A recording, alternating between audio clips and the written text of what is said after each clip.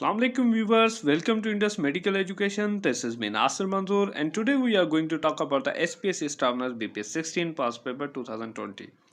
Dear friends, आज के हम इस वीडियो में बात करने वाले हैं सेंट्रल पब्लिक सर्विस कमीशन के स्टाफ नर्स बीपीएस 16 पास पेपर 2020 के बारे में। वीडियो स्टार्ट करने से पहले आप लोगों से गुजारिश की जाती है कि हमारे चैनल को सब्सक्राइब करें और साथ ही बेल आइकन को प्रेस करें ताकि हर नई आने वाली वीडियो आपको मिलती रहे। वीडियो को स्टार्ट करते हैं। सबसे पहला हमारा क्वेश्चन है कि mode of transmission pertussis is. जो पर्ट्यूसिस है बेसिकली उसकी मोड ऑफ ट्रांसमिशन पूछ रहा है कि वो कौन सी होती है। वेक्टर ट्रांसमिशन किसी ऑर्गेनिज्म के थ्रू, बी ड्रॉपलेट, स्नीजिंग और कफिंग के थ्रू, कंटामिनेटेड वाटर, कोई पानी खराब है उसके पीने की वजह से, या ओरल। तो बेसिकली पर्ट्यूसिस जो होती है वो रेस्पिरेटरी इन्फेक्शन होता है और रेस्पिरेटरी इन्फेक्शन जो भी होते हैं वो स्नीजिंग और कफिंग वगैरह से स्प्रेड आउट होते हैं। तो ड्रॉपलेट इन्फेक्शन बेसिकली स्नीजिंग और कफिंग को कहते हैं। तो ये इसका राइट ऑप्शन है। 2 पे है कि function of bicarbonate is.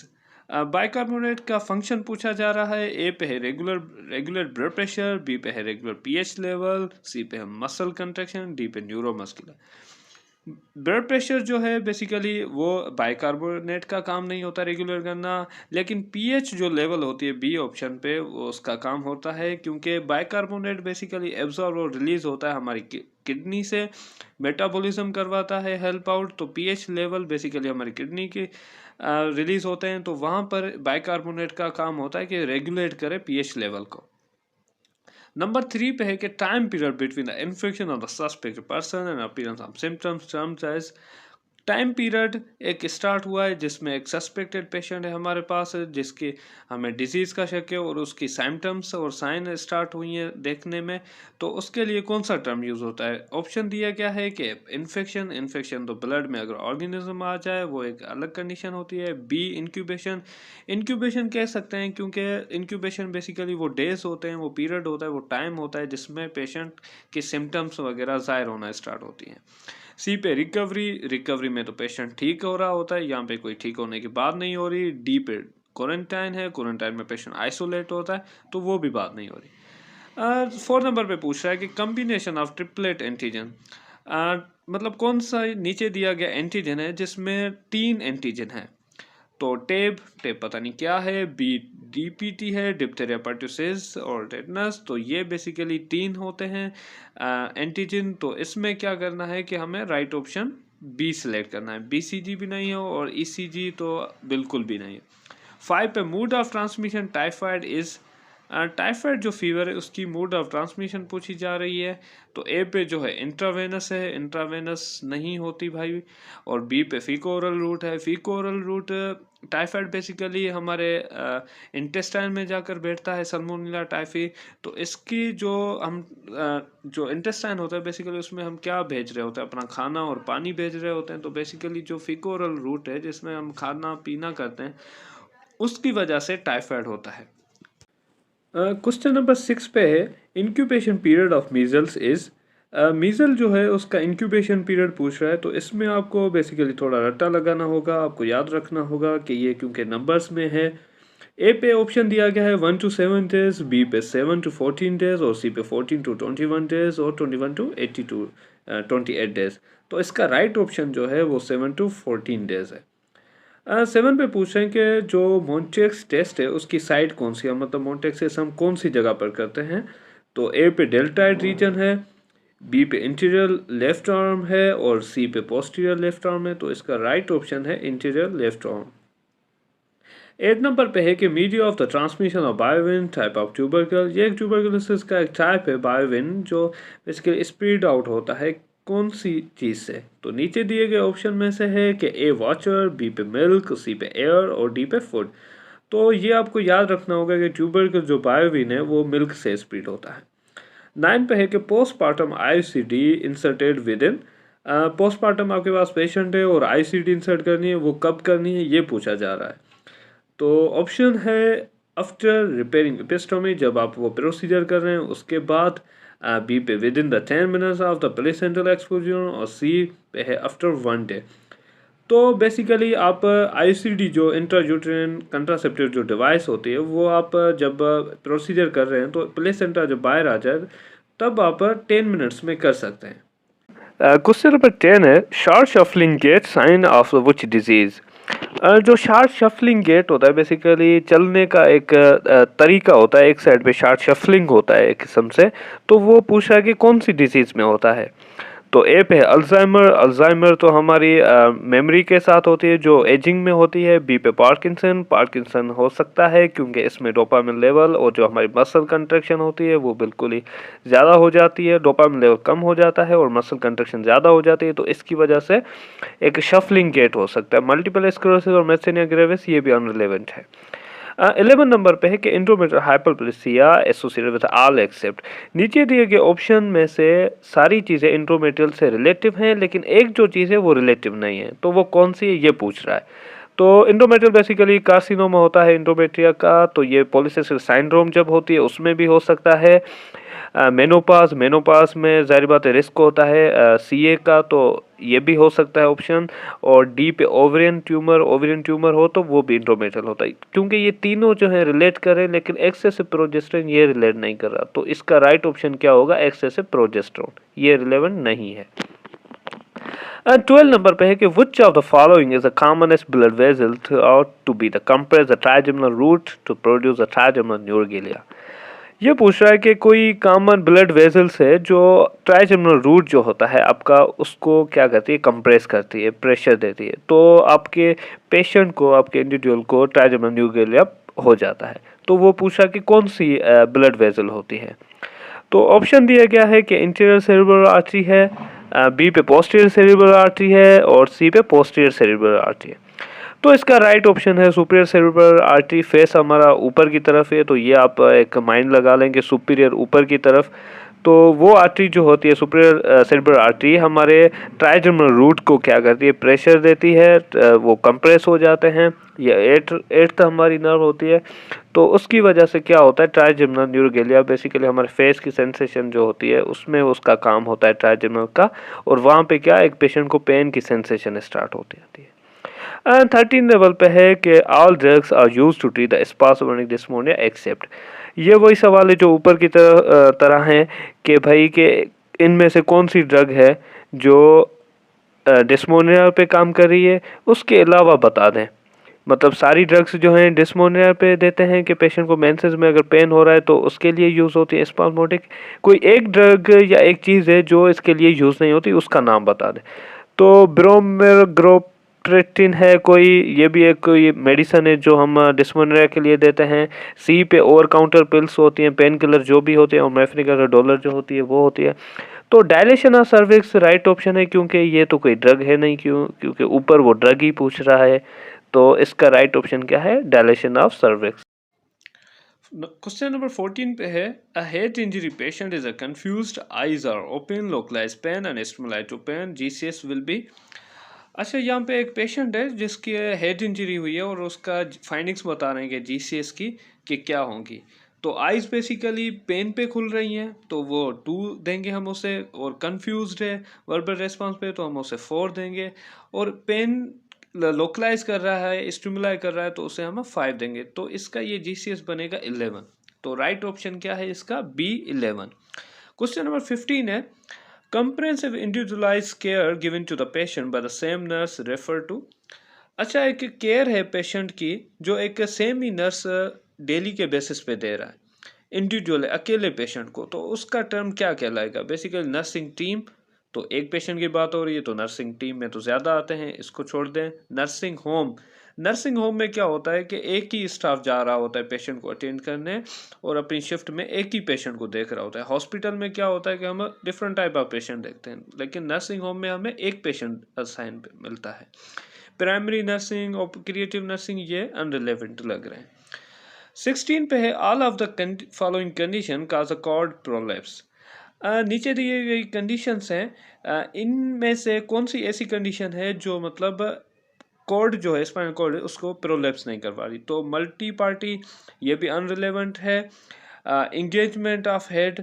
Engagement of head जो होता है बेसिकली इस कार्ड का, तो वो उसे प्रोलैप्स करवा सकता है, उसके बाहर की तरफ निकाल सकता है, ठीक है। और ब्रीच प्रेजेंटेशन ये भी मतलब डिफरेंट लग रहे हैं। कोविड-19 कहाँ से स्प्रेड हुआ था? ये एक बच्चे बच्चे को पता है कि कोविड-19 कहाँ से हुआ था। ए पे इन्होंने यूएसए दिया है, बी पे चाइना, ताइवान, इंडिया। तो इसका राइट ऑप्शन क्या है? चाइना। क्वेश्चन नंबर 18 है रिवर नील लोकेटेड इन। ये एक जनरल नॉलेज का क्वेश्चन है कि रिवर नील जो है वो कहाँ पर लोकेटेड है। तो ए पे अमेरिका है, बी पे अफ्रीका, सी पे यूरोप और डी पे एशिया। तो रिवर नील बेसिकली लार्जेस्ट नील है अफ्रीका का। ये एमसीक्यूज के तौर पे याद रख लें, जनरल नॉलेज ये आ भी सकता है। 19 पे क्वेश्चन है कि official language of the Malaysia. Malaysia की ऑफिशियल लैंग्वेज क्या है? इन्होंने ए पे दहलवी दी है, बी पे मले और सी पे दरिया और डी पे बाल। तो मलेशिया मले ये इतनी रिलेवेंट है, जो एक कॉमन चीज़ है, हम पहचान सकते हैं। तो इसका राइट ऑप्शन है मले। क्वेश्चन नंबर 20 है national game of Pakistan. National game of Pakistan ये भी हमें सबको पता होता है कि क्रिकेट देखने वाले तो हम ज़्यादा हैं, लेकिन हॉकी पाकिस्तान की नेशनल गेम है, ये याद रख लें। फुटबॉल वॉलीबॉल ये नहीं है, हॉकी पाकिस्तान की नेशनल। फिर पूछ रहा है 21 क्वेश्चन पे कि कैपिटल सिटी ऑफ चाइना कौन सा है? चाइना का कैपिटल सिटी वुहान दिया गया है ए पे, और बी पे बीजिंग, शंघाई, टाइंजिन। तो इसका बी राइट ऑप्शन है, बीजिंग है। 22 क्वेश्चन नंबर है current chief justice of Pakistan. अच्छा, ये एक एमसीक्यू दिया गया था 2020 में। तो मैंने सोचा कि यार ये ना, मैं जो करंट अभी जो है चीफ जस्टिस उसका नाम लिख देता हूँ, पुराने लिखने का क्या फ़ायदा। तो बेसिकली ए पे इन्होंने अनवर ज़हीर का नाम लिखा है, बी पे उमर अता और सी पे आसिफ सईद, डी पे साकिब निसार। तो जो करंट अभी 2023 में है ना वो उमर अता है, ठीक है। ये आ सकता है करंट अफेयर के और जनरल नॉलेज के हवाले से। एंड देन 22 है current chief justice of Pakistan. A पे है अनवर ज़ाहिर, बी पे उमर अता बदयाल, आसिफ गुलजार, सॉरी ये सेम ही क्वेश्चन है। 23 पे चलते हैं कि current foreign minister of Pakistan. Foreign minister ये भी क्वेश्चन 2020 में दिया गया था, तब शाह महमूद कुरैशी था। अब जो हैं वो बिलावल भुट्टो हैं, तो मैंने करंट 2023 का एमसीक्यूज ऐड कर दिया है। 24 पे हैं first prime minister of Pakistan. Pakistan के जो फर्स्ट प्राइम मिनिस्टर थे बेसिकली, इसको थोड़ा चेंज करते हैं कि पाकिस्तान के जो फर्स्ट प्रेसिडेंट थे वो कौन थे पाकिस्तान के। तो वो लियाकत अली खान थे, सदर पाकिस्तान जो फर्स्ट थे वो लियाकत अली खान थे। 25 पे है कि टू नेशन थ्योरी किसने दी? तो ये भी फेमस है कि सर सैयद अहमद खान ने टू नेशन थ्योरी दी थी। अल्लामा इकबाल का भी ऑप्शन है, रहमत अली का और मौलाना आज़ाद। तो सर सैयद जो अहमद खान है वो राइट ऑप्शन है। देन चलते हैं which of the following required to report in 24 hour. नीचे दिए गए डिजीज में से कह रहा है कि कौन सी ऐसी डिजीज है जो 24 आवर में आपको रिपोर्ट करनी होती। तो ए पे टाइफाइड है, बी पे मेजल्स है और सी पे टेटनस और डी पे टीबी। तो मीजल जो है बेसिकली ज़्यादा और जल्दी फैलने वाली बीमारी होती है, तो उनको रिपोर्ट करना जल्दी हमें बोला जाता है कि 24 आवर में आप हॉस्पिटल में किसी भी सेंटर पे रिपोर्ट करें। 27 पे है 5 year old came to the vaccine center without scar of BCG vaccine, what should do। 5 year का बच्चा आया है इम्यूनाइजेशन जो सेंटर है उस पर, और उससे बीसीजी जो बचपन में लगती है उसका एक निशान नहीं है, स्कार होता है, वो बॉडी पे नहीं है। तो इम्यूनाइजेशन वाले क्या करेंगे? गिव वैक्सीन, वैक्सीन लगा देंगे, या बी पे है do Mantoux test, if negative then give BCG, या टेस्ट करेंगे फिर बीसीजी लगाएंगे, या नो नीड ऑफ बीसीजी। तो इसका राइट ऑप्शन है बी, मॉन्टेक्स टेस्ट जो टीबी की हमने बात की थी कि वो स्किन से होती है लेफ्ट आर्म के फॉरम पे, तो उसको करके फिर हम बीसीजी दे सकते हैं। 28 पे क्वेश्चन है most important purpose of hand washing. Hand washing का पर्पस क्या है मोस्ट इम्पॉर्टेंट? तो ए पे हैंड सर्कुलेशन, बी पे prevent transmission of micro organism, touching with dirty hands. तो इसका राइट ऑप्शन है prevent transmission of micro organism. Basically हम हैंड वॉश इस वजह से कर रहे होते हैं कि हमारे हाथों में जो मौजूदा जरासीम है वो पेशेंट को या किसी और को ना लग सके। तो मेन हमारा पर्पस यही होता है। 29 पे है nurse order to give capsule amoxil TID refer to. ये बेसिकली डोजेज है TDS BD OD, ये हम हॉस्पिटल में कॉमनली यूज़ कर रहे होते हैं। OD जो दिन में एक बार देते हैं, और BD सुबह शाम होता है, और TDS जो होता है दिन में 3 मरतबा होता है। तो इसका राइट ऑप्शन है 3 टाइम। देन पूछ रहा है कि route of insulin administration is, जो इंसुलिन है उसे हम किस तरह से दे रहे होते हैं, कौन से रूट से। मस्क्यूलर पूछ रहा है, सबक्यूटेनियस, डर्मल, ओरल। तो ये भी कॉमन है कि इंसुलिन तो हर घर में आजकल यूज़ हो रही है, तो सबक्यूटेनियस ही सेल्फ एडमिनिस्ट्रेशन भी होती है। सबक्यूटेनियस ये तो ले नर्स को भी पता है।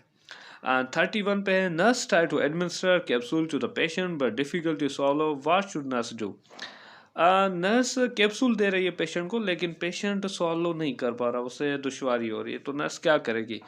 ए पे दिया है कि क्रैश करेगी कैप्सूल को, बी पे या कोई अल्टरनेटिव लिक्विड की अवेलेबिलिटी को देखेगी, या डिजोल्व करेगी कैप्सूल को पानी में, या उसे तोड़ के फिर देगी।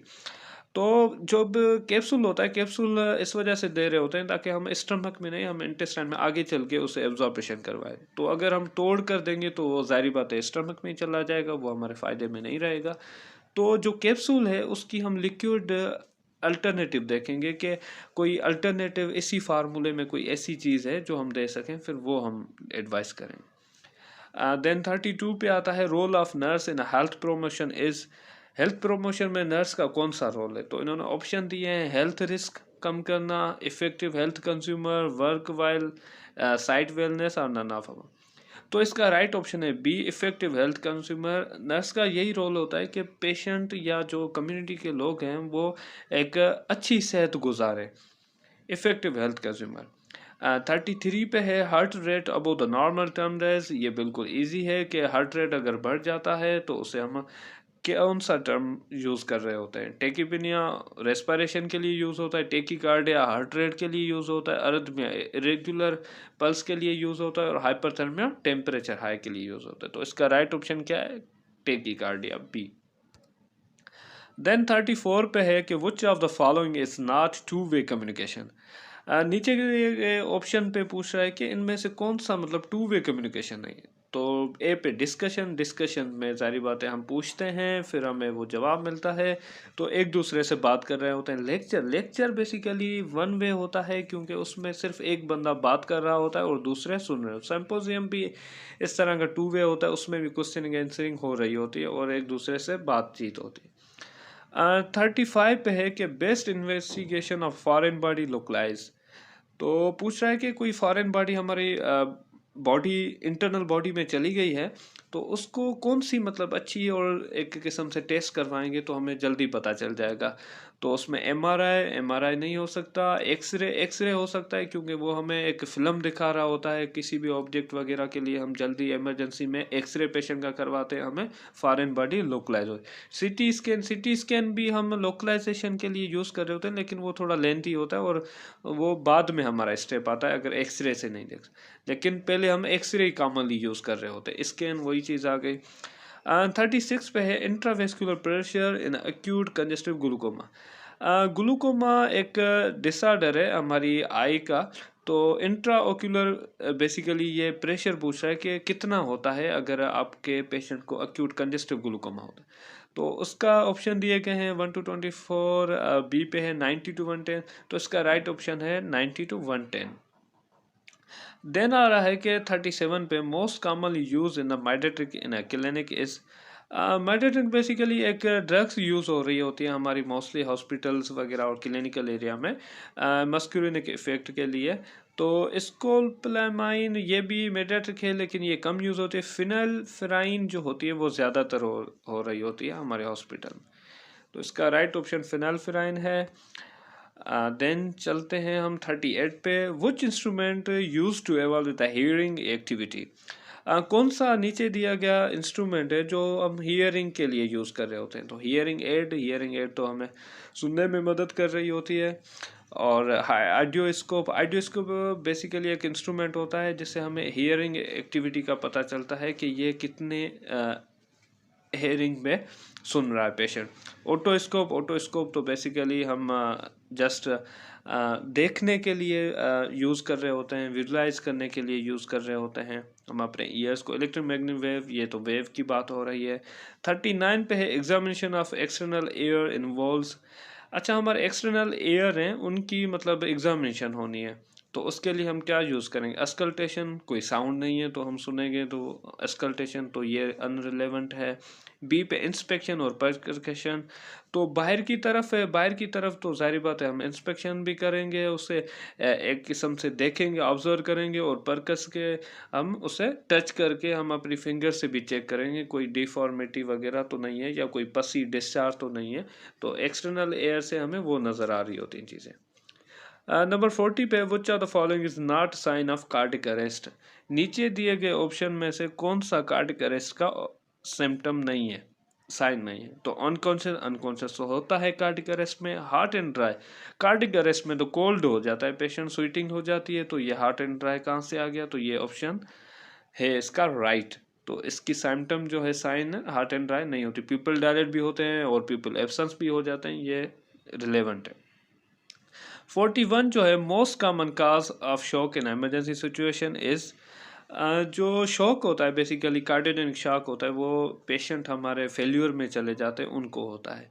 तो पूछा है कि कौन सा काज है, तो सेप्टिसेमिया, सेप्टिसेमिया इन्फेक्शन वगैरह हमारी बॉडी में आ जाए, कार्डिक फेल्यूर, कार्डिक अगर फेल होगा तो जाहिर बात है पेशेंट शॉक में जाएगा, उसका बीपी पल्स वगैरह बिल्कुल ही लो हो जाएगा, हाइपरवोल्मिया, वोल्मिया बढ़ जाएगा।